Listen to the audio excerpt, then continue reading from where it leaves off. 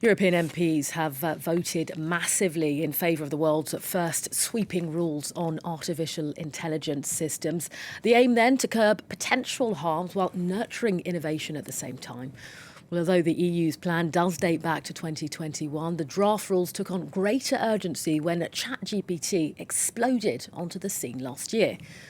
Well, there is, of course, a growing urgency to regulate AI across the Atlantic as pressure grows on Western governments to act swiftly. Let's get you more on today's vote. France 24's Armen Georgian is standing by for us. Armen, in terms of this vote, walk us through what happened. Apparently, they voted massively in favour for these regulations.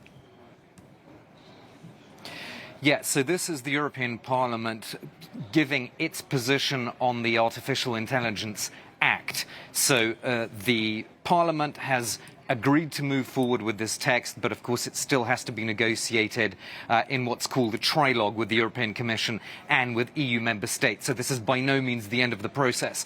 However, Rochelle, MEPs like to point out that this is the first time that any legislative body in the world has tried to regulate artificial intelligence. It's a text that went through quite a few negotiations and changes, so a consensus was reached, and this vote was passed overwhelmingly in favour. 499 MEPs voting in favour of this text, only 28 against, and 93 abstentions.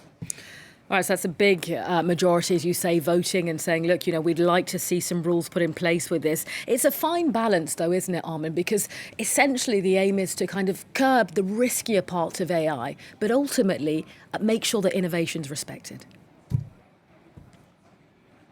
Yeah, I mean, the line that MEPs are saying is that any regulation has to be done in line with European values of privacy and non-discrimination. So in that spirit, they've effectively put off the table something called emotion recognition, which is when computers can recognize or simulate human emotions. That now will fall under a complete ban if, as I say, the trilogues then agree on the whole process. Similarly, predictive policing comes under a near complete ban. You mentioned ChatGPT in your introduction, Rochelle. This is going to have its own bespoke set of rules, so those who actually make ChatGPT will have to disclose whether a text was originally generated by this method or not. So disclosure and transparency is going to be very important.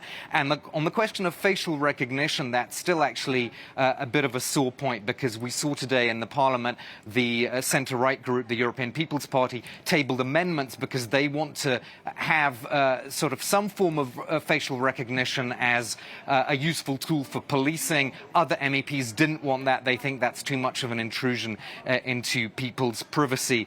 So those amendments didn't go through. But of course, there will be some member states, particularly right-wing political forces, that will see artificial intelligence as a useful tool for certain forms of policing. So they may try to push that particular agenda going forward. As I said, and I stress again, this is not the end of the process. European member states will have their say on this regulation of AI.